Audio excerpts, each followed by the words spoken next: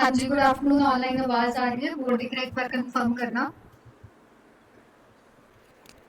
Yes ma'am. Okay जी, yes ma'am. Okay.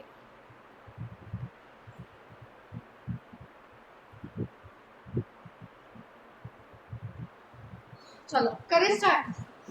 Okay, blood relations करेंगे, ठीक है। रीजनिंग का चैप्टर है, पहले बता रही हूँ। इम्पोर्टेंट चैप्टर है, हर पेपर में पूछा जाएगा। यहाँ से आप मतलब ये लेके चलो कि 2-3 क्वेश्चंस आपको आराम से यहाँ से दिख जाते हैं, ठीक है। सबसे पहली चीज मुझे ये बताना आपने कि ब्लड रिलेशंस होते क्या हैं। हम ब्लड रिलेशंस किसको बोलते हैं? खून के रिश्ते हो गए, जैसे कि फादर, मदर, ब्रदर, सिस्टर, जितने हमारे बायोलॉजिकल रिलेशन है ना, मतलब जितने हमारे बाय बर्थ, जब से हमारा जन्म हुआ है तब से जो हमारे साथ डायरेक्टली रिलेशन जुड़े हुए हैं, हम उन सबकी बात करते हैं ब्लड रिलेशन में, ठीक है। तो मतलब ब्लड रिलेशन में हमारे biological, that is by birth वाले रिलेशन तो है ही है, लेकिन जब हम यहाँ पे कर रहे हैं रीजनिंग के अंदर, ठीक है, तो हमने जो मैरिज वाले रिलेशन है ना, ठीक है, वो भी इसी में कंसीडर करके चलने हैं, ठीक है। दैट इज जो आपके हस्बैंड वाइफ के थ्रू रिलेशन है, इन लॉज वाले जितने रिलेशन है वो सारे इसी में कंसीडर होंगे, चाहे फादर इन लॉ है, ब्रदर इन लॉ है, सिस्टर इन लॉ है, ठीक है, कोई भी इस तरीके का रिलेशन है, सब कुछ इसी में कंसीडर किया जाएगा। अब जब हम ब्लड रिलेशन करते हैं ना, देखो करने को तो डायरेक्टली पढ़ोगे तो बहुत टाइम लगेगा आपको करने में, ठीक है। तो हमने क्या करना है, इनको करने के लिए पहले कुछ रूल्स का यूज करेंगे, ठीक है। कुछ दिमाग में चीजें हमने लेके चलनी है, वो चीजों के अकॉर्डिंग ही हमने अपने क्वेश्चंस जो वो करने हैं, ठीक है। सबसे पहला पॉइंट ये है कि आपने जब भी क्वेश्चंस करने हैं, आप सिंबल्स या नोटेशंस का यूज करोगे। नोटेशंस क्या, कुछ नहीं, रिप्रेजेंट करना है लोगों को, सिंबल्स का यूज करना है, ठीक है। जैसे मैंने बोला कि कोई पर्सन मेल है, तो मैं उसके लिए इस तरीके से प्लस का सिंबल जो है वो लगा दूंगी, ठीक है। मैंने बार बार मेल नहीं लिखते रहना वहां पे, या फीमेल नहीं लिखते रहूंगी, क्योंकि इतना टाइम नहीं होता, ठीक है। फिर अगर कोई पर्सन फीमेल है तो मैंने वहां पे लगा देना है इस तरीके से, क्या, माइनस का सिंबल, कि ये फीमेल पर्सन है, ठीक। नेक्स्ट पॉइंट, अगर सिबलिंग्स हैं, सिबलिंग्स क्या होते हैं? सिबलिंग्स मतलब बोलो, सिबलिंग्स मतलब है जो रियल भाई बहन होते हैं ना, रियल ब्रदर सिस्टर को हम सिबलिंग्स बोलते हैं। मतलब हमारे और जो हमारे भाई बहन है, पेरेंट्स सेम होते हैं ना, जो कजिन्स हैं उनके पेरेंट डिफरेंट होते हैं। देखो क्वेश्चंस के अंदर ना बहुत बच्चे गलती करते हैं, अगर उसने ब्रदर सिस्टर जैसी टर्म यूज कर दी है, दैट मीन्स वो रियल भाई बहन की बात कर रहा है, आपको पेरेंट्स सेम बनाने पड़ेंगे। अगर उसने कजिन वर्ड यूज किया है तो आपको पेरेंट डिफरेंट शो करना है उसका, ठीक है। नो डाउट हम रियल लाइफ में जो कजिन्स होते हैं उनको भी यही बोलते हैं कि हाँ ये हमारे सगे हैं या रियल भाई बहन है, लेकिन यहाँ पे जब हम टेक्निकली कर रहे हैं, ठीक है, तो लॉजिकली वो चीज नहीं होती है। लॉजिकली क्या है, जो सिबलिंग्स है, रियल भाई बहन है, उनके पेरेंट्स जो है वो क्या होते हैं, सेम होते हैं, ठीक है। और जो आपके कजिन्स होते हैं उनके पेरेंट्स डिफरेंट होते हैं। चलो ये तो एक अलग चीज है। अब बात ये है, यहाँ पे पॉइंट ये है, चाहे सिबलिंग्स हो, चाहे कजिन्स हो, या मैं इन लॉ में चले जाऊँ, ब्रदर इन लॉ या सिस्टर इन लॉ, ये होते तो सारे एक ही जनरेशन के लोग हैं।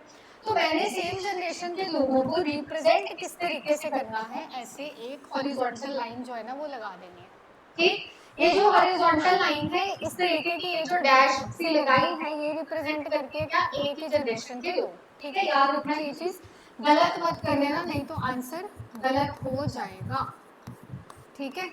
स्पेशली आप याद रखना, आप उस दिन भी गलत बना रहे थे, ठीक है। सेम जनरेशन का मतलब क्या हो गया कि एक ही जनरेशन के, मैंने बोला मेरा भाई है, मेरी बहन है, हम सारे एक जनरेशन के, तो सारे एक लाइन में इस तरीके से आएंगे, ठीक है। फिर आ जाते हैं नेक्स्ट।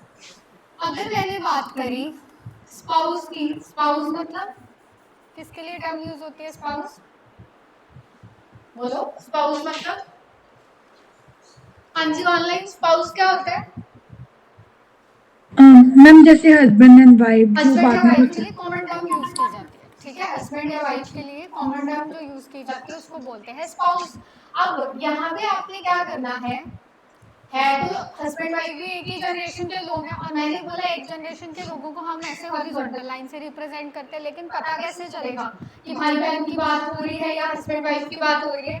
तो हस्बैंड वाइफ के लिए हमने डबल साइडेड इस तरीके से क्या कर देना है, एरो जो है वो लगा देना, ठीक, यहाँ तक किसी को कोई दिक्कत कुछ नहीं करना। इन लोगों को आपने ऐसे रिप्रेजेंट करना है, मेल पर्सन है तो प्लस लगाएंगे, फीमेल है तो माइनस लगाएंगे, सिबलिंग्स है, कजन्स है, brother in law, sister in law, सारे एक जनरेशन के लोग हैं, सिंगल डैश लगा देंगे हॉरिजॉन्टल। अगर स्पाउस हस्बैंड वाइफ की बात हो रही है तो डबल साइडेड एरो करके डैश लगाएंगे हम हॉरिजॉन्टल। ठीक है, ऑनलाइन क्लियर? जल्दी से बताएंगे, थम्स अप बना दो अगर क्लियर है तो। Yes ma'am. ओके जी, यहाँ तक तो कोई दिक्कत नहीं होनी चाहिए, अभी तो हम जस्ट रूल्स समझ रहे हैं, है ना। चलो नेक्स्ट पॉइंट पे आते हैं, नोट तो नहीं करना, ये हो गया, चलिए अगले पॉइंट पे। चलो नेक्स्ट पॉइंट आ जाता है, वेरी वेरी इंपॉर्टेंट पॉइंट, इसी में गलती होती है, that is keep the generation gap in mind, always very important point है, और मोस्ट जिसमें गलती होती है मोस्टली वो यही है। ठीक है, जनरेशन गैप को ऑलवेज आपने दिमाग में जो है ना वो लेके चलना है। क्यों? अगर हम जनरेशन गैप को दिमाग में लेके नहीं चलेंगे, मैंने अभी पीछे क्या बताया था, सेम जनरेशन है तो हम क्या कर रहे थे, ये कर रहे थे। ठीक है, अगर मान लो मेरे को पता ही नहीं है कि जनरेशन का गैप चल रहा है, गैप कैसे शो करते हैं, इस तरीके से, कोई चीज ऊपर है उसको ऊपर लिखेंगे, कोई चीज नीचे उसको नीचे लिखेंगे। ठीक है, वर्टिकल लाइन लगा के। अगर गैप नहीं शो करोगे आंसर गलत हो जाएगा, डेफिनेटली गलत होगा। ठीक है, तो जनरेशन गैप को रिप्रेजेंट कैसे करना है, ऐसे एक वर्टिकल लाइन जो है वो आपने लगा देनी है इस तरीके से। जो जनरेशन में ऊपर है उसको ऊपर लिखा जाएगा, जो जनरेशन में नीचे है उसको नीचे लिखा जाएगा। फॉर एग्जाम्पल मैंने बोला कि आपके पापा हैं, अब पापा जनरेशन सेम है पापा के साथ आपकी या अलग है? सेम है, पापा के साथ सेम जनरेशन है। वाह क्या बात है, पापा के साथ जनरेशन सेम होती है डिफरेंट होती है, अलग होती है। पापा आपसे जनरेशन में क्या है, ऊपर है। ठीक है, बड़े हैं आपसे, तो आप पापा को कैसे शो करोगे, ऊपर वाली जनरेशन में रखोगे और खुद को रखोगे नीचे वाली जनरेशन में।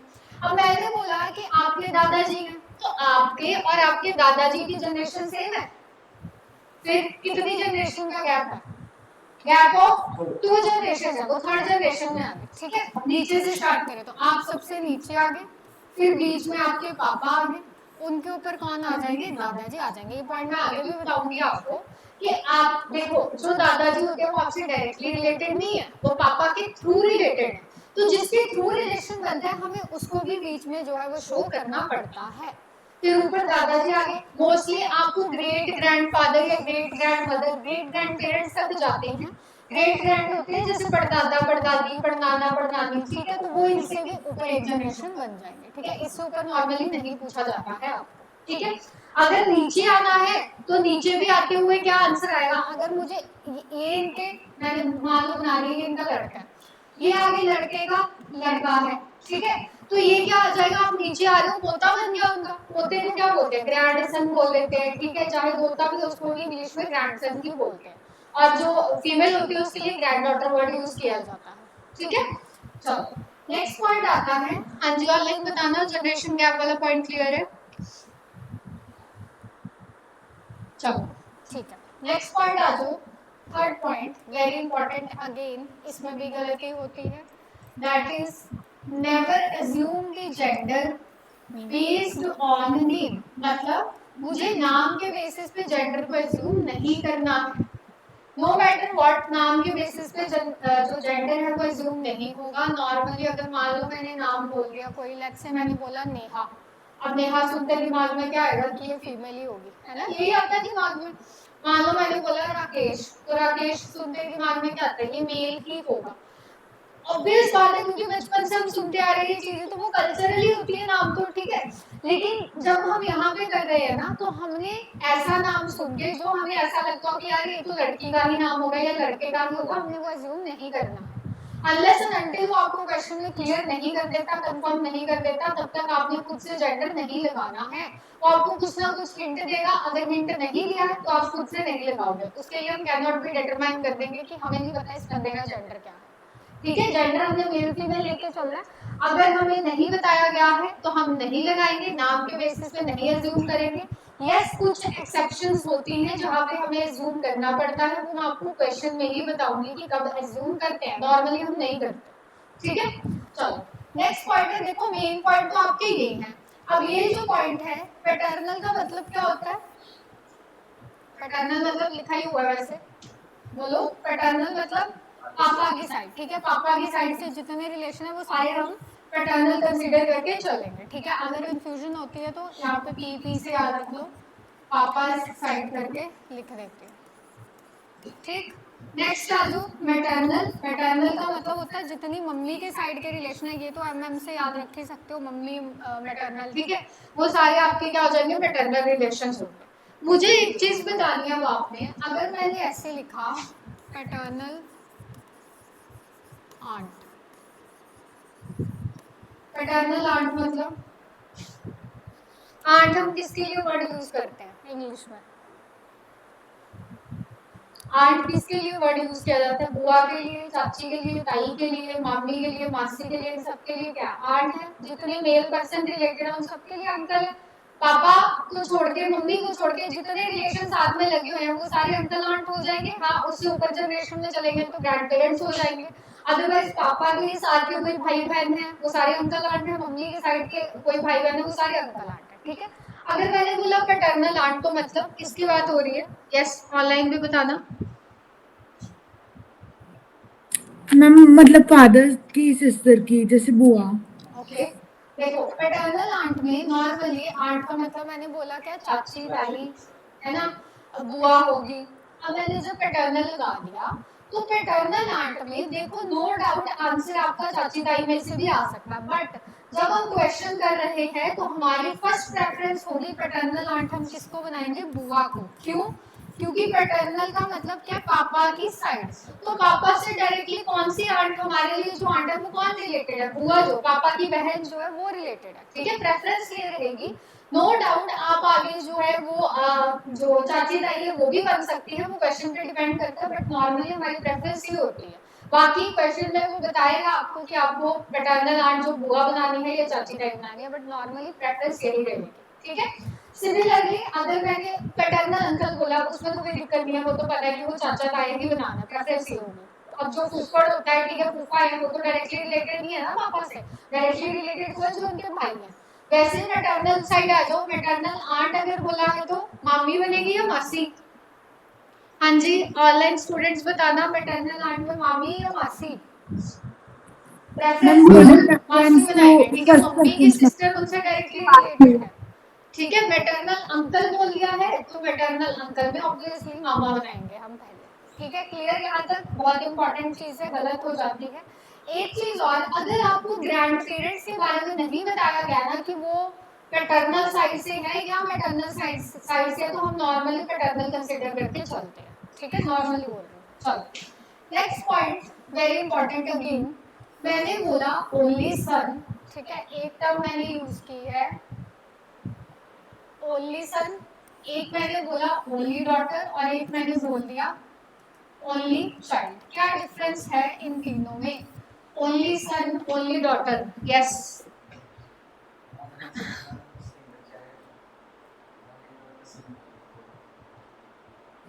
मैम, ओनली सन में जैसे बहन भी हो सकती है एंड ओनली डॉटर में उसका भाई भी हो सकता है, बट ओनली चाइल्ड में वो इकलौता बच्चा होगा अपने पेरेंट्स का, चाहे लड़का या लड़की है। बाकी बताएंगे ऑनलाइन जो बाकी स्टूडेंट्स है वो भी बताएंगे, सुबोध, वंशिता, सहज, मनप्रीत, सारा, आप लोग, खुशी, बताओ भाई। हाँ जी, जो फर्स्ट टाइम ब्लड रिलेशंस करे वो बताएंगे, बताओ ओनली सन का मतलब क्या होगा, यस बोलो भाई जल्दी से, ओनली सन मतलब, ओनली का मतलब क्या अकेला लड़का, जब इकलौता बेटा हो, ओके। सिंगल सन, वंशिता ने बोला है सिंगल सन, यस। देखो ओनली सन का मतलब क्या है कि जो सन है ना, ठीक है, जो लड़का है, बेटा है, वो एक ही है, ठीक है, बट ओनली सन में पॉसिबिलिटी ये भी तो है ना कि अगर इसके कोई सिबलिंग्स हो, पॉसिबिलिटी है। आपने सुना होगा बहुत बार लोग ऐसे बोलते हैं, इंडिया में तो वैसे ही बहुत ज्यादा है, ऐसे बोलते हैं ना लोग कि चाहे उस किसी लड़के की बहन भी होगी बट फिर भी लोग बोलते हैं इनका अकेला अकेला लड़का है ना, लेकिन बहन होती है। वैसे ही ऐसे लड़कियों के लिए भी होता है कि वो गर्ल्स में ये बोला जाता है कि इनकी एक एक लड़की है सिर्फ, लेकिन उसके भाई भी तो होते हैं आगे, है ना। तो वही चीज है, ओनली सन का मतलब क्या होता है, सिंगल सन होता है, ठीक है, बट पॉसिबिलिटी है कि इसके जो भी अब सिबलिंग्स होंगे हो सकते हैं, वो हमें कंफर्म है कि वो कौन भी सारी की सारी लड़कियां ही होंगी, ठीक है। इफ अदर चिल्ड्रन, ठीक है, पेरेंट्स के पॉइंट ऑफ व्यू से लिख रही हूँ, वो सारी की सारी पता है कि फीमेल ही है। ओनली टर्म का यूज ही इसीलिए किया जाता है क्वेश्चंस में जेंडर को डिफाइन करवाने के लिए। अगर मैंने बोल दिया ना कि कोई मान लो पर्सन है, उसके 3 बच्चे हैं, मैंने बोला 3 बच्चों में ना इकलौता लड़का है, तो मुझे कंफर्म है कि बाकी की दोनों कौन होंगी, फीमेल ही होंगी, उसकी बहनें ही होंगी, वो कंफर्म है वो चीज, ठीक है। तो ओनली टर्म का यूज आपको जो है क्वेश्चंस के अंदर दिखेगा, और वो इसीलिए किया जाता है सो दैट आप जेंडर को डिफाइन कर पाओ, ठीक है। नेक्स्ट आ जाओ, ओनली डॉटर, सेम बात है, उल्टा हो जाएगा, बस यहाँ पे लड़की एक ही होगी, ठीक है, सिंगल डॉटर होगी, बट पॉसिबिलिटी है कि इफ अदर चिल्ड्रन, ठीक है, अगर और बच्चे हैं तो वो सारे के सारे क्या होंगे, बोलो, वो सारे क्या होंगे, मेल पर्सन ही जो है वो होंगे। क्लियर? यस, ऑनलाइन बताना क्लियर है? Yes ma'am. ओके जी, ठीक है। नेक्स्ट आ जाओ, last point, only child. Only child का मतलब होता है सिंगल चाइल्ड, एकलौता बच्चा, दैट मींस बच्चा ही एक है सिर्फ, ठीक है, इसके कोई सिबलिंग्स नहीं है। सिंगल चाइल्ड होते हैं ना, ठीक है, जिनके कोई भाई बहन नहीं होते, तो ये वही है, no sibling, no siblings at all.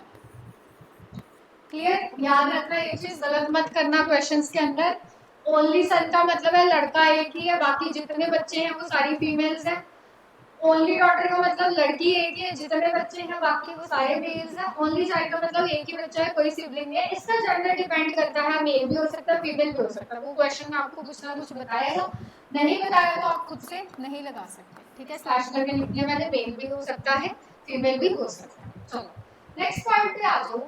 मैंने बोला, ठीक है, इसको फिलहाल काट देती हूँ। मैंने बोला माय फादर्स ओनली डॉटर, मतलब मैं बोल रही हूँ ये चीज कि मेरे पापा की इकलौती लड़की, मतलब किसकी बात हो रही है?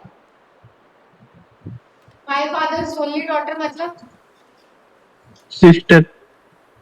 सिस्टर की। मैं बोल रही हूँ ये चीज, मैं खुद ही बोल रही हूँ, मेरे पापा की इकलौती लड़की, इकलौती लगाया साथ में मैंने। अब बताओ, आपको पर्सन का जेंडर पता है, जो बोल रही है वो फीमेल है, उसी ने बोला मेरे पापा की इकलौती लड़की, तो किसकी बात हो रही है? अपनी खुद की बात करेंगे। यस वंशिता ने सही बताया है, ठीक है। माय फादर्स ओनली डॉटर का मतलब क्या, माय क्या होता है, मेरे, खुद से बिलोंग करती है जो चीज, ठीक है। तो मैं खुद ही बोल रही हूँ, जेंडर पता है आपको, जिसने ये बात बोली, मैं अभी सिर्फ डॉटर पे लेके कर रही हूँ, सन पे उल्टा हो जाएगा फिर, ठीक है।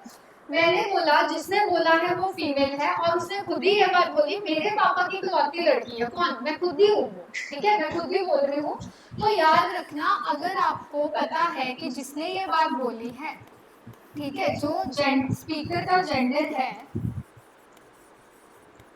वो अगर फीमेल है, तो आपको पता है किसकी बात हो रही है, खुद की ही बात हो रही है, टॉकिंग अबाउट वन सेल्फ, ठीक, खुद की ही बात की जा रही है, ठीक। अब अगर मान लो जिसने ये बात बोली है, स्पीकर जो है जिसने बोला, उसका जेंडर जो है वो मेल है। अब सुबोध जो आपने बताया था कि सिस्टर होगी, अब वो वाली पॉसिबिलिटी, ठीक है, कोई मेल पर्सन बोल रहा है मेरे पापा की इकलौती लड़की, दैट मींस वो अपनी बहन की बात कर रहा है, ठीक है, टॉकिंग अबाउट सिस्टर, ठीक है। हाँ जी सुबोध, बताना क्लियर हुआ ये पॉइंट? Yes, ma'am.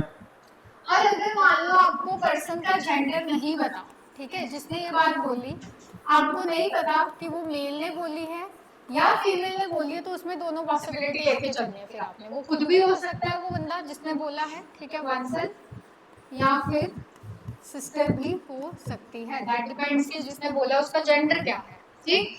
एंड ये मैंने सिर्फ फीमेल पे लेके किया है, सन के लिए उल्टा हो जाएगा, ठीक है। अगर मान लो स्पीकर का जेंडर मेल है और उसने बोला मेरे पापा का इकलौता लड़का, दैट मींस वो खुद की बात कर रहा है। जिसने बोला है वो फीमेल है, तो दैट मींस वो अपने भाई की बात कर रही है। जिसने बोला है उसका जेंडर नहीं पता, तो दोनों में से कुछ भी हो सकता है, खुद भी हो सकता है या भाई भी हो सकता है, क्लियर। मैंने अभी सिर्फ डॉटर पे लेके किया था, तो मैं ये मान के चल रही हूँ कि आप इतनी सी अंडरस्टैंडिंग रखते हो कि सन पे उल्टा हो जाएगा सब, क्लियर, ठीक है। Yes clear online? Yes ma'am. Okay जी, चलो नेक्स्ट पॉइंट पे आ जाओ। देखो नेक्स्ट पॉइंट पॉइंट क्या कहता है, there is no single parent in a family, मतलब क्या मतलब हुआ इसका? Yes, there is no single parent in a family मतलब, हाँ जी बताना ऑनलाइन जो स्टूडेंट है, there is no single parent in a family क्या मतलब हुआ? हाँ जी,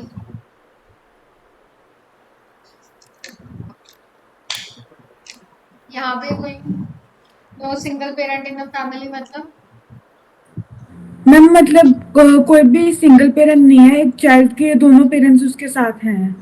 no single parent in a family का मतलब होता है बोथ पेरेंट्स जो है ना वो अलाइव है, जिंदा है, ठीक है, बोथ पेरेंट्स आर अलाइव। कहने का मतलब ये है, देखो इसकी इंटरप्रिटेशन क्या है, बोथ पेरेंट्स आर अलाइव का मतलब कि नॉर्मली क्या होता है, अभी मैं आपको जो टाइप करवाऊंगी ना पजल बेस्ड होती है, आपको पैराग्राफ दिया जाता है, कुछ 3-4 लाइनें 5-6 पैराग्राफ दे देते हैं, हमको ड्रॉ करना होता है, ठीक है, फैमिली ट्री। अब उसमें जितने लोग होते हैं ना हम उतने ही लोग बनाते हैं, ना हम ज्यादा बना सकते हैं ना हम कम बना सकते हैं। एक और टाइप होती है पॉइंटिंग बेस्ड, उसमें एक्स्ट्रा लोग बन जाते हैं, लेकिन जो हमारी पजल बेस्ड है उसमें हम एक्स्ट्रा नहीं बनाते हैं। बट अगर मान लो मेरे को 6 लोग दिए हैं, लेट्स से मुझे क्वेश्चन में ना 6 लोग दिए थे, तो मुझे 6 के 6 ही बनाने, ना वो 5 बन सकते हैं ना वो 7 बन सकते हैं। लेकिन अगर मान लो उसने लास्ट में ये लाइन लिख के दे दी कि there is a no single parent in a family, मतलब मान लो मेरे जो मैंने 6 लोग बनाए उनमें कुछ पेरेंट्स भी बने हुए हैं और मैंने एक पेरेंट ही बनाया था अभी तक, ठीक है, मुझे आगे उसने बोल दिया कि फैमिली में ना कोई भी सिंगल पेरेंट नहीं है, व्हिच मींस कि मेरे को अब वो जो मैंने पेरेंट्स बनाए हैं ना उनके साथ में उनका हस्बैंड वाइफ शो करना पड़ेगा, तब आपके एक्स्ट्रा लोग बनने की पॉसिबिलिटी बन जाती है। समझ आई ये चीज? फिर से बता रही हूँ क्या बोला मैंने, कि आपके पास जितने लोग दिए होते हैं वजन बेस में आप उतने ही बनाते हो, ठीक, ना आप ज्यादा बना सकते हो ना आप कम बना सकते हो। बट अगर उसने क्वेश्चन में ये लाइन लिख दी लास्ट में कि कोई भी सिंगल पेरेंट नहीं है, व्हिच मींस कि अब मैंने जितने पेरेंट्स बनाए हैं मेरे को उनके स्पाउस जो है ना वो शो करने पड़ेंगे अपने डायग्राम के अंदर, ठीक है, तब हमारे एक्स्ट्रा लोग बनने की पॉसिबिलिटी बन जाती है। कहाँ से आई वो पॉसिबिलिटी? इस लाइन से। अगर ये लाइन मेंशन नहीं है फिर जितने हैं उतने के उतने ही बनेंगे। क्लियर ये पॉइंट? तो आपको बोथ पेरेंट्स आर लाइन का मतलब यही है कि आपको दोनों पेरेंट्स जो है अपने फैमिली ट्री के अंदर शो करने पड़ेंगे, ठीक है। जब हम ब्लड रिलेशन की बात करें तो ऑब्वियसली हमें क्या लेके चलना है, फैमिली ट्री बनाना पड़ेगा, ठीक है। जब हम मान लो रिश्तेदारियों को निकाल रहे होते हैं कि वो हमारा ये लगता है वो लगता है, तो हम फैमिली ट्री ही मन में बना रहे होते हैं और कुछ नहीं है, ठीक है। हाँ जी, ऑनलाइन क्लियर? ओके जी, चलो लास्ट पॉइंट वेरी इंपॉर्टेंट, जैसे मैंने पहले भी बताया आपको, ये पॉइंट फिर से बता रही हूँ, that is draw the person that is connected by whom relationship is being established with another person. कहने का मतलब ये है, जैसे मैंने आपको बोला आपके दादाजी हैं, तो दादाजी डायरेक्टली रिलेटेड नहीं, पापा के थ्रू रिलेटेड है, तो कनेक्टर कौन है बीच में, कनेक्ट कौन कर रहा है दोनों रिलेशन को, पापा कर रहे हैं, तो मैंने लिखा हुआ ड्रॉ द पर्सन, तो आपको बीच में वो कनेक्टर शो करना पड़ेगा, और ये वाली चीज आपकी यूज होती है पॉइंटिंग बेस्ड वाले क्वेश्चंस के अंदर, ठीक है। पजल में आपको नॉर्मली वो देता है सारी चीजें, लेकिन पॉइंटिंग बेस्ड में आपकी कुछ चीजें पार्ट्स मिसिंग होती है, वहां पे ये चीज यूज की जाती है, ठीक है। तो स्पेशली जब आप इन लॉ वाले रिलेशन बनाते हो ना वहां पे गलती होती है। मान लो मैंने बोला कि कोई फादर इन लॉ है, ठीक है, फादर इन लॉ जिसके साथ इन लॉ ही लग गया, दैट मींस किसकी बात हो रही है, स्पाउस के पापा की बात हो रही है, ससुर की बात हो रही है। तो जहां पे ससुर बनाना है, ठीक है, आपने स्पाउस के पापा बनाने हैं, तो वो डायरेक्टली तो रिलेटेड है नहीं आपसे, आप कनेक्टेड कौन है आपके बीच में, आपके और फादर इन लॉ के बीच में जोड़ कौन है दोनों के रिलेशन को, जो आपका हस्बैंड एंड वाइफ होगा, है ना, स्पाउस है बेसिकली। तो आपने बीच में इन लॉ वाले रिलेशन में स्पेशली ये ध्यान रखना है कि आपको वो कनेक्टेड पर्सन जो है ना साथ में लेके चलने पड़ेंगे। क्लियर ये चीज? जल्दी से बताएंगे।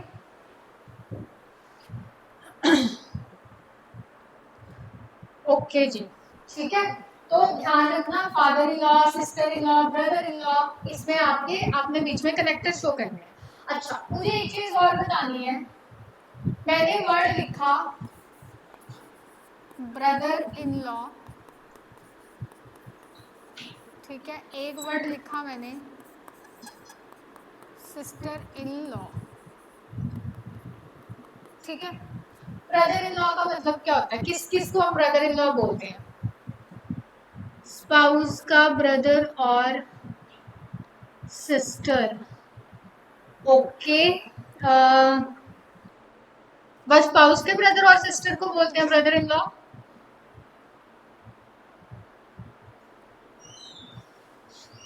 हाँ जी, जो भाई बहन के आगे स्पाउस होते हैं वो भी तो brother in law sister in law ही होते हैं। जैसे मैंने यहाँ पे आपने बोला ब्रदर इन लॉ, ठीक है, ब्रदर इन लॉ में क्या क्या हो सकता है? जैसे मान लो मैं एक फीमेल के पॉइंट ऑफ व्यू से बात करूँ तो ब्रदर इन लॉ क्या क्या हो सकता है? नेबर हो गया, जेठ हो गया, ये ब्रदर इन लॉ हो सकते हैं। ठीक है, वैसे ही सिस्टर इन लॉ में चले जाऊँ तो मैं फीमेल के पॉइंट ऑफ व्यू से बात कर रही हूँ, उसकी जो हस्बैंड की क्या होगी, बहन होगी, वो सिस्टर इन लॉ हो सकती है। बट उल्टा भी तो ट्रू होता है। ब्रदर इन लॉ में आपके पास अगर मेल के पॉइंट ऑफ व्यू से बात करें तो मेल में क्या क्या हो सकता है? साला हो सकता है, सिस्टर इन लॉ में चले जाए तो साली हो सकती है ना। बट जो आप मान लो जो भी पर्सन है उसके भाई बहन जो भी होंगे, ठीक है, उस पर्सन के जो हस्बैंड वाइफ है वो भी तो brother in law sister in law ही होती है। ठीक है, अगर मान लो जीजा है तो उसको भी तो इंग्लिश में ब्रदर इन लॉ बोला जाता है। ठीक है, अगर भाभी है उसको भी तो सिस्टर इन लॉ ही बोला जाता है। तो दोनों पॉसिबिलिटीज आपने दिमाग में लेके चलनी है, बाकी वो आपको क्वेश्चन में हिंट देंगे कि आपको किस तरीके का ब्रदर इन लॉ या सिस्टर इन लॉ बनाना। ठीक है, हाँ जी वंशिता, आपको क्लियर हुआ?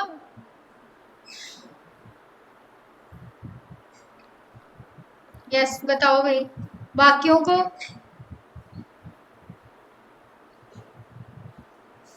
ठीक है, चलो नेक्स्ट चीज है, वैसे इसमें प्रॉब्लम तो नहीं होनी चाहिए बट फिर भी होती है, दैट इज एक टर्म है नेफ्यू और एक टर्म होती है नीस।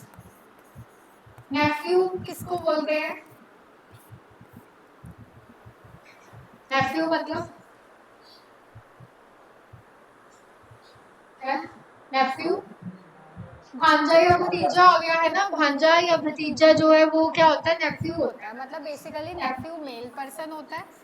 इंग्लिश में हम नेफ्यू ही बोलते हैं, चाहे भतीजा है चाहे भांजा है। ठीक है, अपनी हिंदी में, पंजाबी में या कोई भी नेटिव लैंग्वेज में हम भांजा भतीजी बोल देते हैं, लेकिन नेफ्यू इंग्लिश में नेफ्यू बोला जाता है दोनों को। सिमिलरली नीस पे आ जाओ, नीस फीमेल होती है। ठीक है, इसमें भी बड़े बच्चे गलती कर देते हैं। नेफ्यू मेल पर्सन के लिए यूज होता है, नीस फीमेल के लिए यूज होता है। जो भतीजी और भांजी होगी वो क्या आ जाएगी? नीस हो जाएगी इंग्लिश में। ठीक है, चलो नेक्स्ट आ जाओ।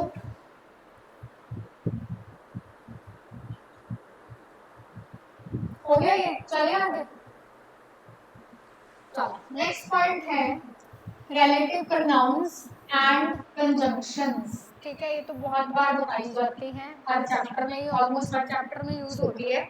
रिलेटिव प्रोनाउंस कंजंक्शंस जो इंग्लिश के आपके हैं उनका रीजनिंग में क्या यूज है? रिलेटिव प्रोनाउंस होते हैं जैसे हु, whom, whose, which। चलो which तक तो खैर कम यूज होता है। ठीक है, कंजंक्शंस की बात करें तो इज लग जाता है जब एंड के साथ, या एंड, हैज, अकेला इज भी यूज कर लेते हैं। ठीक है, और, बट, वाइल, कॉमे का सिंबल डाल के इज लिखा जाता है। ठीक है, ये सारी आपकी कंजंक्शंस होते हैं। बिकॉज ये कंजंक्शन है लेकिन यहाँ पे यूज नहीं होता उसका, जिसका यहाँ पे यूज होता है रीजनिंग में वो बता रही हूँ आपको। ठीक है, मैं 2 लाइंस लिखूंगी, मुझे आपने दोनों में डिफरेंस बताना है। मैंने एक लाइन लिखी, A is the brother of C, who is the father of B. ठीक है, एक लाइन लिखती हूँ,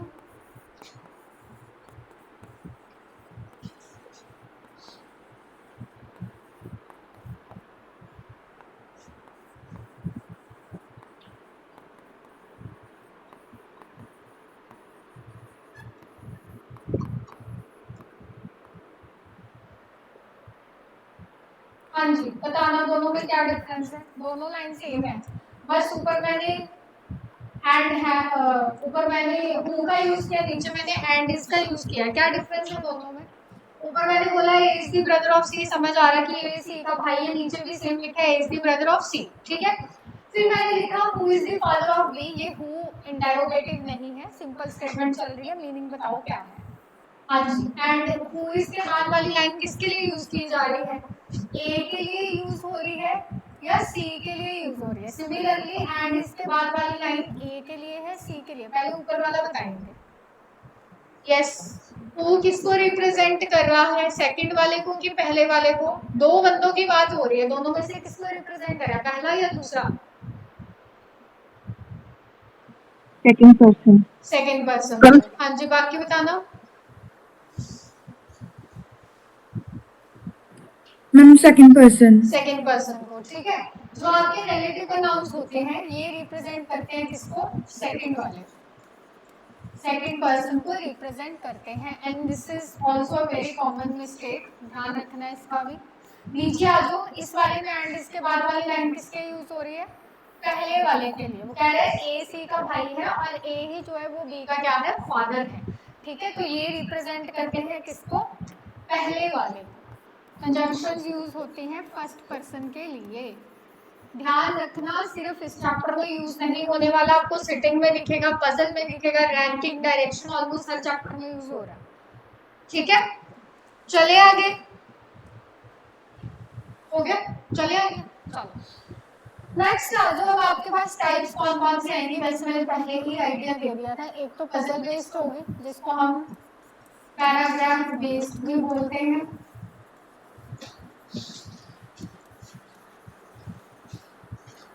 ठीक है।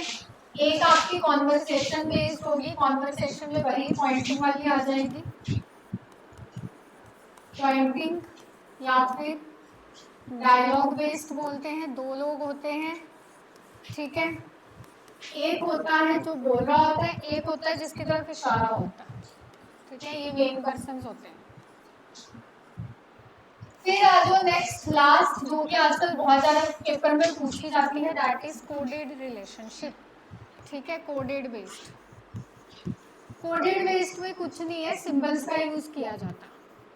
कुछ सिंबल्स होंगे जो किसी रिलेशन को रिप्रेजेंट करेंगे, ठीक है। जैसे मान लो मैंने लिख दिया @ और @ का मतलब लिख दूं कि इसका मतलब फादर होता है, या मैंने बोला हैश का मीनिंग मदर होता है। तो आपको हर क्वेश्चन में डिफरेंट कोड्स देंगे, आपने उन कोड्स का मीनिंग पुट करना है, अपना क्वेश्चन जो है वो सॉल्व करना। और ये आजकल बहुत फ्रीक्वेंट हो चुकी है, बहुत ज्यादा पूछी जाती है, ठीक है। क्लियर, चले आगे।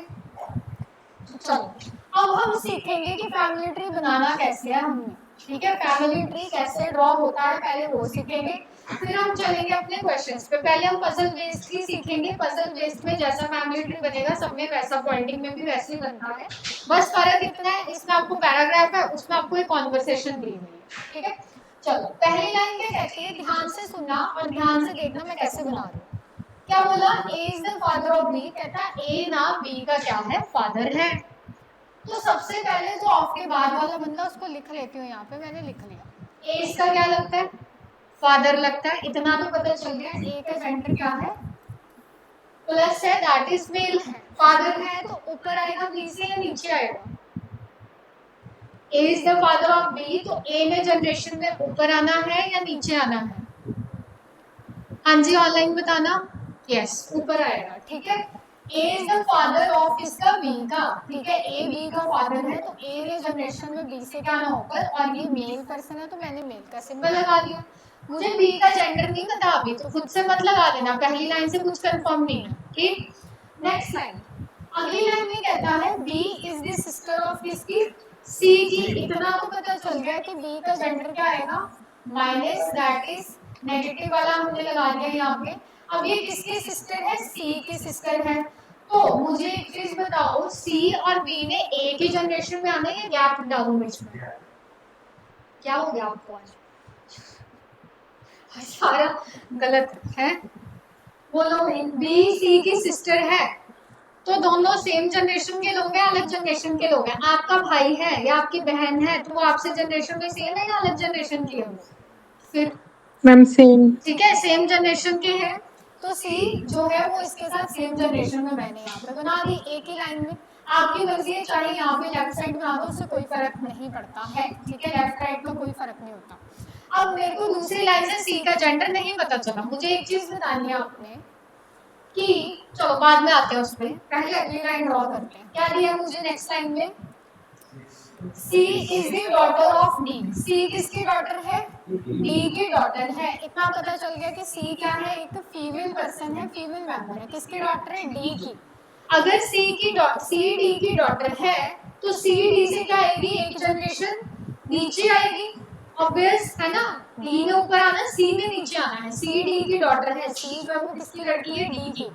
तो जिसकी लड़की है उसने कहाँ आना है? ऊपर आना है। तो मैंने एक जनरेशन डी को कहाँ बना दिया? ऊपर बना दिया। मुझे अभी डी का जेंडर नहीं पता। मुझे एक चीज बताओ बहुत आसानी से, मैंने आपको पूछा कि what is the relation of D with A. बहुत आसान है बताना, डी का ए के साथ क्या रिलेशन है। अब इसमें भी गलती होती है, बच्चों को यही नहीं पता बताना किसके बारे में। यार ऑलवेज बताते किसके बारे में है? जो पहले नंबर पे लिखा जाता है। याद रखना हमेशा। ट्रांसलेशन ही किया और कुछ नहीं किया मैंने। उन्होंने बोला what is the relation of D with A, that means वो कह रहे हैं डी ए का क्या लगता है। तो मुझे बताना किसके बारे में? पहले वाले के बारे में कि डी का ए के साथ क्या रिलेशन है। बताओ डी का ए के साथ क्या रिलेशन होगा? हाँ जी, वाइफ का होगा। कैसे? देखो ये दोनों आपस में क्या है? सिबलिंग्स, सिस्टर्स हैं। अगर ये बी ए की लड़की है, ये दोनों बहनें हैं, तो ये इसकी भी तो ये हो जाएगी, सी जो है वो ए की लड़की हो जाएगी। सिमिलरली अगर सी जो है वो डी की लड़की है और सी और बी सिस्टर्स है, तो बी जो है वो डी की भी लड़की हो जाएगी। अगर ये दोनों आपस में बहनें हैं और इनके पेरेंट्स जो है वो कॉमन आ रहे हैं, तो जो पेरेंट्स है वो क्या हो जाएंगे? आपस में रिलेटेड है। कैसे? हस्बैंड वाइफ के थ्रू। ये हस्बैंड है तो ये वाइफ हो जाएगी। ठीक है, उसने पूछा डी का विद ए क्या रिलेशन है, हम बोल देंगे वो ए की क्या लगती है? वाइफ जो है वो लगेगी। क्लियर? नेक्स्ट एक और बताओ। मैंने पूछा what is the relation of C with A. Relation of C with A. हाँ जी, what is the relation of C with A? daughter Daughter.